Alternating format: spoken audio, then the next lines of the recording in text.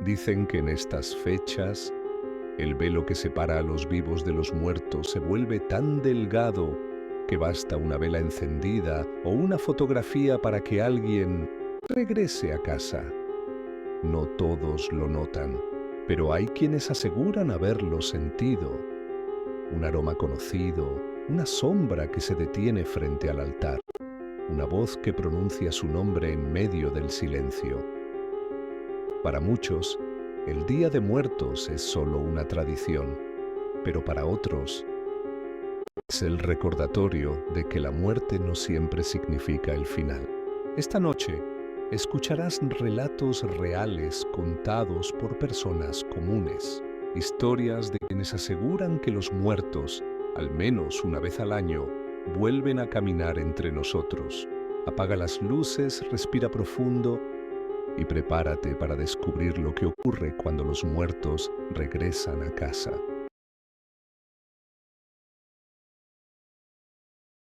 A veces uno se acostumbra al silencio de una casa vacía. Ya no se escucha la olla hirviendo, ni los pasos que van y vienen por el pasillo, ni esa voz que te llama a comer como si el tiempo no pasara. Cuando mi madre murió, juré que con el tiempo aprendería a vivir con su ausencia. Pero hay ausencias que nunca se vuelven costumbre. Y aquella noche del 2 de noviembre descubrí que algunas nunca se van del todo. Yo tenía 29 años y vivía solo en la misma casa donde crecí. Mis hermanos se habían ido del pueblo y como yo trabajaba a distancia, decidí quedarme. No era un sitio alegre, pero era mi hogar. Las paredes guardaban risas antiguas y olores que, a veces, me hacían sentir que mi infancia seguía escondida en algún rincón. Esa tarde, mientras preparaba el altar, recordé lo que mamá decía siempre. No importa si ya no tenemos mucho, hijo. Lo importante es que nos recuerden con amor. Coloqué su foto al centro, rodeada de flores de cempasúchil. A su lado puse una vela blanca, pan de muerto y un vaso con agua. También su taza favorita, esa de cerámica azul que usaba cada mañana. Cuando terminé, apagué las luces y me senté frente al altar. La casa se sentía más fría de lo normal. No soplaba el viento, pero las flores se movían levemente como si respiraran. Pensé que era mi imaginación, hasta que el aire se llenó de un aroma que me hizo temblar. Era su perfume, ese que usaba solo en los días especiales. Un olor dulce, suave como jazmín con canela. Me levanté despacio y miré a mi alrededor. ¿Mamá? Dije sin pensar. No hubo respuesta. Solo el crujido del piso bajo mis pies.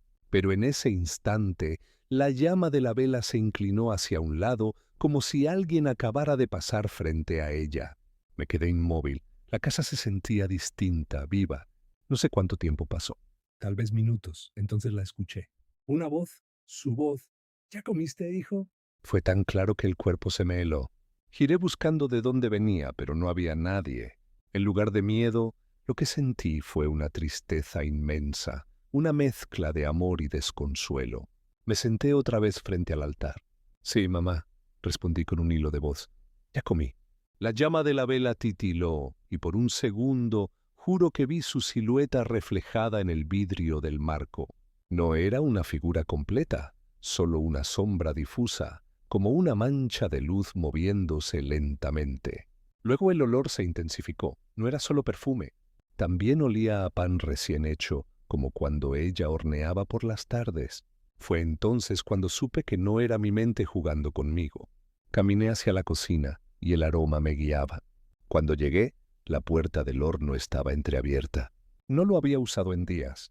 Y dentro no había nada, solo calor. No supe qué hacer. Solo me quedé ahí, en silencio, llorando sin entender cómo era posible sentir tanto amor y tanto miedo al mismo tiempo. De pronto escuché un suave golpeteo detrás de mí. Volteé. La taza azul estaba sobre la mesa. Lo extraño es que yo no la había puesto ahí. La había dejado en el altar. Me acerqué temblando. Dentro había un poco de café, humeante. Esa fue la primera vez que hablé con ella desde que murió. No con palabras, sino con señales. Pasé toda la noche frente al altar, contándole lo que había hecho durante el año, cómo estaban mis hermanos y cómo aún me costaba dormir sin escuchar su voz. Cuando amaneció, el perfume se desvaneció. Fui a revisar la taza.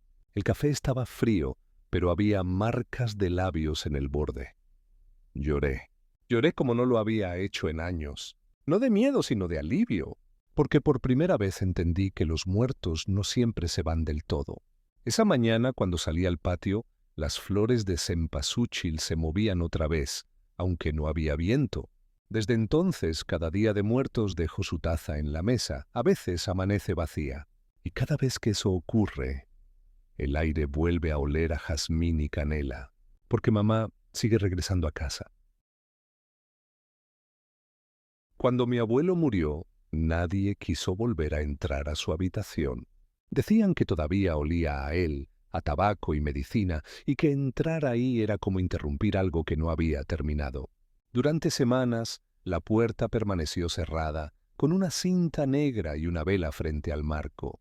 Pero el 1 de noviembre, mi abuela decidió abrirla. Es su día, dijo. Si él quiere volver, tiene que encontrar su lugar. Yo tenía 13 años. La ayudé a limpiar el polvo, a ventilar las cortinas y a colocar en la mesa el retrato que todos conocíamos. El abuelo con su sombrero, sonriendo bajo un cielo de campo. A su lado su silla, esa vieja mecedora de madera donde se sentaba cada tarde a escuchar el radio. Mi abuela preparó café y pan, lo puso en el altar junto con un cigarro sin encender, y me pidió que no entrara ahí después de medianoche. Los muertos se confunden, me dijo, y si te ven despierto, podrían pensar que no te has ido. Esa noche no pude dormir. El aire olía a cera y a pan dulce. Escuchaba el crujido del techo, el zumbido de los insectos y el eco lejano de un cohete. Todo estaba tranquilo hasta que la casa empezó a cambiar. Primero fue un sonido leve, un rechinido que venía desde el cuarto del abuelo. La madera. Moviéndose me levanté. Caminé descalzo por el pasillo, cuidando de no hacer ruido. Cuando estuve frente a la puerta, la vela del altar parpadeó sola, y lo escuché con claridad. ¡Cric! ¡Cric! ¡Cric! Era la mecedora. Alguien estaba sentado ahí. Sentí un escalofrío recorrerme el cuerpo. Mi mente trató de convencerme de que era el viento, pero no había corriente alguna. Todo estaba cerrado. Acerqué el oído. El rechinido seguía, lento, como si la silla respirara. De pronto, el radio del abuelo, ese aparato viejo que no servía desde hacía años, se encendió solo. Emitía un ruido blanco, un susurro intermitente, como una voz que trataba de formarse entre las interferencias. Abuelo, susurré. La mecedora se detuvo. Sentí que algo me observaba desde dentro de la habitación. No lo vi, pero lo sentí. Esa presencia pesada, densa, que te hace dudar si sigues despierto. Abuelo, soy yo, dije con voz temblorosa. El radio volvió a emitir un sonido y entre el ruido creí escuchar un nombre. Sofía.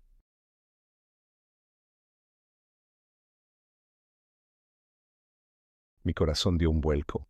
Nadie más me llamaba así. La vela del altar se apagó sola, y por un segundo todo quedó oscuro. Cuando la luz regresó, vi algo que aún hoy no puedo olvidar. A través del vidrio de la ventana se reflejaba la habitación, y en la silla una figura sentada. No era mi abuelo. Su forma era más alta, más delgada, y su cabeza caía hacia un lado como si el cuello no pudiera sostenerla. No tenía rostro, solo una mancha oscura como humo denso. Retrocedí sin poder gritar. La figura giró lentamente hacia mí. El radio cayó al suelo y la mecedora se detuvo de golpe. Corrí a la habitación de mi abuela.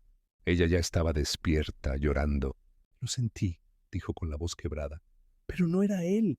Esa noche dormimos en la sala, con todas las luces encendidas.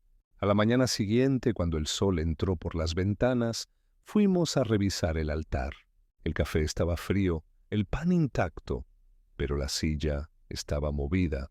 Había marcas profundas en el piso, como si alguien o algo se hubiera balanceado toda la noche.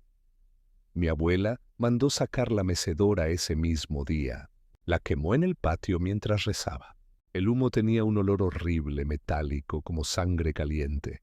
Desde entonces, cada día de muertos ocurre lo mismo. A las 3 de la madrugada, el radio vuelve a encenderse solo. y la voz que se escucha ya no pronuncia mi nombre, sino que repite algo más, una y otra vez, entre las interferencias. No era tu abuelo, no era tu abuelo. Ya tengo 30 años, vivo lejos de aquella casa, pero cada vez que llega noviembre, el sonido del radio se cuela por mis sueños, y aunque despierto en otro lugar Nunca pensé que algo pudiera sacarme del dolor de haber perdido a mi hermana menor. Ella murió en un accidente de auto hace 5 años, una semana antes del Día de Muertos. Se llamaba Camila, tenía solo 9 años. Desde entonces, la casa se volvió un lugar sin risas, sin dibujos en las paredes, sin música infantil a todo volumen. Mi madre se hundió en la tristeza. Mi padre dejó de hablar del tema. Y yo simplemente dejé de creer en todo. Cada año, el 2 de noviembre, mi madre armaba el altar con flores y velas. Siempre ponía las mismas fotos, el mismo peluche y un plato con los dulces que más le gustaban a Cami. Decía que así su espíritu sabría cómo regresar a casa. Yo no participaba, no creía en eso. Hasta aquella noche, era casi la medianoche cuando bajé a la cocina por agua. La casa estaba en silencio. El altar brillaba tenuemente en el comedor, con la llama de una vela que parpadeaba como si alguien respirara junto a ella. Entonces escuché pasos pequeños, suaves, descalzos. Venían del pasillo. ¿Mamá?, pregunté. Nadie respondió. Me asomé y la vi. Una niña con un vestido blanco estaba parada frente al altar. Su cabello era largo, lacio, y aunque no podía ver su rostro completo, su forma me resultó familiar. Demasiado familiar. Mi corazón se detuvo. ¿Camí? La niña giró lentamente. Su rostro estaba cubierto por la sombra, pero pude distinguir una sonrisa leve, idéntica a la de mi hermana. Extrañé, dijo con voz baja. No sé cómo no me desmayé. Quise acercarme, pero mis piernas no respondían. ¿Eres tú?, pregunté llorando. Ella asintió. Mamá me llamó, susurró. Dijo que podía venir un ratito, pero no puedo quedarme mucho. Sentí un nudo en la garganta. Me acerqué un paso, otro, temiendo que desapareciera. No sabes cuánto te hemos extrañado, Cami. Ella sonrió otra vez. Lo sé. Yo también los escucho cuando lloran. Fue entonces cuando noté algo raro. El vestido estaba sucio, manchado como con tierra, y sus pies estaban cubiertos de polvo, como si hubiera caminado descalza por el campo. ¿Dónde estuviste todo este tiempo?, le pregunté. Ella bajó la mirada. En un lugar donde no hay luz, mi cuerpo se estremeció. Pero mamá dice que estás en el cielo, dije. Ella levantó la vista lentamente. A veces me dejan salir, respondió, pero no siempre soy yo la que viene. Su sonrisa cambió, ya no era dulce. Era rígida, forzada. ¿Qué quieres decir?, susurré. Que tú me llamaste primero. Sentí que el aire se volvió pesado. Detrás de ella la llama de la vela se alargó, casi tocando el techo. No, dije retrocediendo. Yo no te llamé. Sí lo hiciste, dijo dando un paso hacia mí. Dijiste que harías cualquier cosa por volver a verme. Me quedé helado, era verdad. Lo había dicho 1000 veces en mi cabeza, rezando sin fe. Cami, yo solo quería despedirme. Ella sonrió. Entonces, despídete. La vela se apagó. La habitación quedó en completa oscuridad. Escuché su risa, esa risita infantil que tanto me gustaba, solo que ahora sonaba distorsionada, hueca, como si viniera desde un túnel. También me verá pronto, susurró la voz. Corrí hacia el interruptor, encendí la luz y no había nadie. El altar estaba desordenado, las flores caídas, el vaso de agua volcado. Pero lo más perturbador fue lo que encontré sobre la mesa, un dibujo infantil, recién hecho. Era una casa afuera, 3 figuras de palitos, mamá, papá y yo. Y dentro de la casa, una más pequeña, con un vestido blanco. En la parte de abajo, con letra temblorosa, decía: «Yo ya estoy aquí». Subí corriendo a despertar a mis padres. Mi madre bajó asustada, vio el dibujo y empezó a llorar. «No abras la puerta», me dijo entre sollozos. «No importa lo que escuches, no la abras». Esa noche tocaron 3 veces. Toques suaves con una mano pequeña. Nadie se atrevió a moverse. Cuando amaneció, salimos al patio. Había huellas diminutas marcadas en la tierra húmeda que iban desde el altar hasta la puerta y se perdían entre las flores del jardín. Desde entonces, mi madre ya no arma el altar. Dice que si los muertos quieren volver, volverán igual.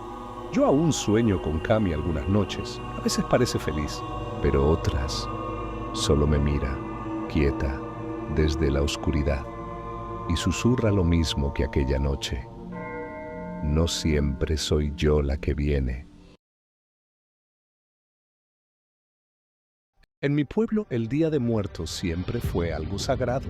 Las calles se llenaban de flores, los altares parecían pequeñas obras de arte, y el aire olía a copal y pan recién hecho. Todos esperaban con alegría la llegada de sus difuntos.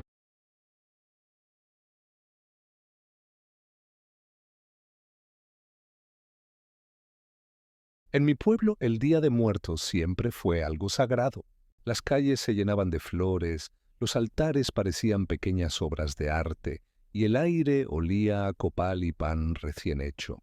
Todos esperaban con alegría la llegada de sus difuntos, todos menos nosotros. Hace 3 años, en esa misma fecha, mi familia vivió algo que nunca pudimos explicar. Algo que, hasta hoy, nos obliga a irnos del pueblo cada noviembre. Aquella noche del 1 de noviembre, el cielo estaba cubierto. No se veían estrellas ni luna. El ambiente era denso, húmedo, como si el aire mismo quisiera decirnos que no saliéramos. Mi madre, como cada año, colocó el altar en la sala. Fotos de mis abuelos, velas, flores, su mole casero y una botella de mezcal. Todo como debía ser. Mi padre encendió el copal y mientras el humo llenaba el cuarto, dijo algo que nunca olvidaré. Esta noche vendrán más que los nuestros. Todos nos reímos. Pensamos que bromeaba, pero su rostro estaba serio. Él había crecido escuchando historias de que, si uno no ponía bien el camino de pétalos, los muertos podían confundirse de casa. Yo tenía 21 años y No creía en esas cosas. Pero esa noche aprendí que hay tradiciones que no se rompen. Como a las 10, empezamos a escuchar a lo lejos un sonido extraño. No eran cohetes ni música. Eran pasos, muchos pasos. Salí al patio y lo vi. Un camino de cempasúchil que mi madre había colocado frente al altar se extendía hasta la calle. Solo que ahora, ese camino seguía más allá del portón. Alguien o algo lo había alargado con flores nuevas, frescas, como si una mano invisible las hubiera ido colocando. «Papá, ¿fuiste tú?», pregunté. él negó con la cabeza. Entonces vimos las sombras. Desde el final del camino venían caminando figuras humanas. Lentamente, en silencio, una tras otra. Eran al menos 10 o 12. No distinguíamos sus caras, solo siluetas oscuras recortadas por la luz de las velas. Mi madre susurró una oración temblando. «Son los nuestros», dijo tratando de convencerse. «Vienen del panteón». Pero mi padre sabía que no. «Nuestros muertos son 3», dijo. «No 12». Las figuras se acercaban. Podíamos oír el roce de sus pies en la tierra, el crujir de las flores bajo sus pasos. Y algo más, un murmullo. No eran voces completas, sino sonidos quebrados, como si intentaran recordar cómo se hablaba. Cerramos el portón, pero ellos se detuvieron justo frente a él.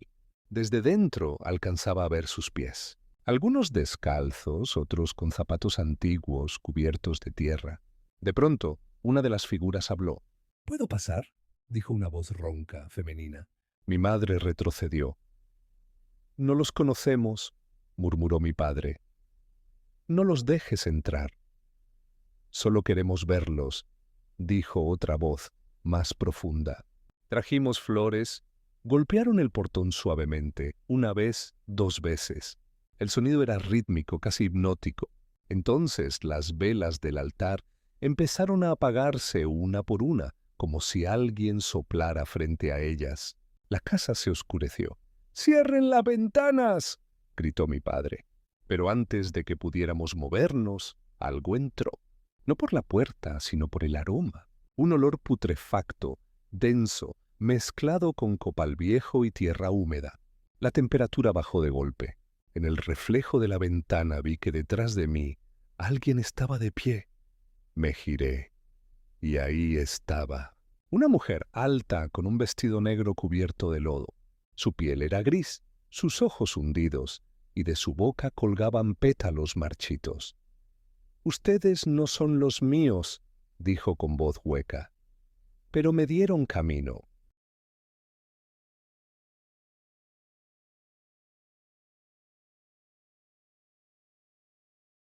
Grité.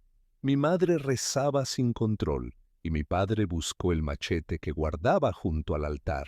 Pero cuando intentó acercarse, otras figuras empezaron a entrar por las paredes como sombras líquidas que se deslizaban sin sonido.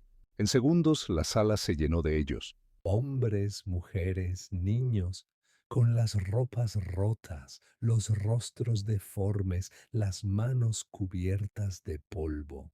Caminaban despacio, mirando todo a su alrededor, como si exploraran una casa olvidada. Uno de ellos tomó una fotografía del altar y la observó con curiosidad. «No los conozco», murmuró, devolviéndola. «Pero huele a casa». Mi padre encendió de nuevo el copal y lo agitó frente a ellos. ¡Regresen!, gritó. ¡Aquí no nos llamaron! La mujer del vestido negro se giró hacia él. «No se nos llama, se nos recuerda». Y en ese instante todos desaparecieron. Las velas volvieron a encenderse solas. El camino de pétalos afuera ya no estaba. Solo tierra pisada, húmeda, como si hubiera llovido. Nadie habló durante horas. Al amanecer salimos al patio y encontramos algo que heló nuestra sangre. 12 nombres escritos con ceniza en la pared del portón.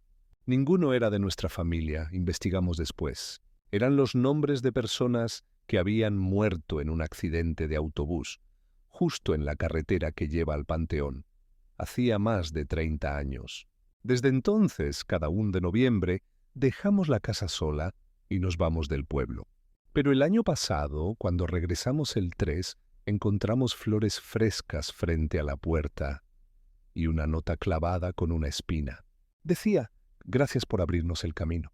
El próximo año ustedes tendrán el altar». Tal vez nunca podamos demostrarlo. Pero hay momentos, olores y sonidos que simplemente no pertenecen a este mundo. Algunos dicen que todo está en la mente, que solo son recuerdos aferrándose a nosotros. Pero cuando las luces parpadean, cuando una foto cae sin razón, o cuando escuchas tu nombre en la oscuridad, es difícil no pensar que tal vez alguien está de regreso, porque si hay algo más fuerte que la muerte, es el amor y la nostalgia de quien no quiere irse del todo. Y quizá, cada año, cuando el mundo se detiene por unas horas, ellos vuelven. No para asustarnos, sino para recordarnos que alguna vez existieron. Si alguna vez has sentido algo parecido, no estás solo. Tal vez, los muertos también regresan a tu casa.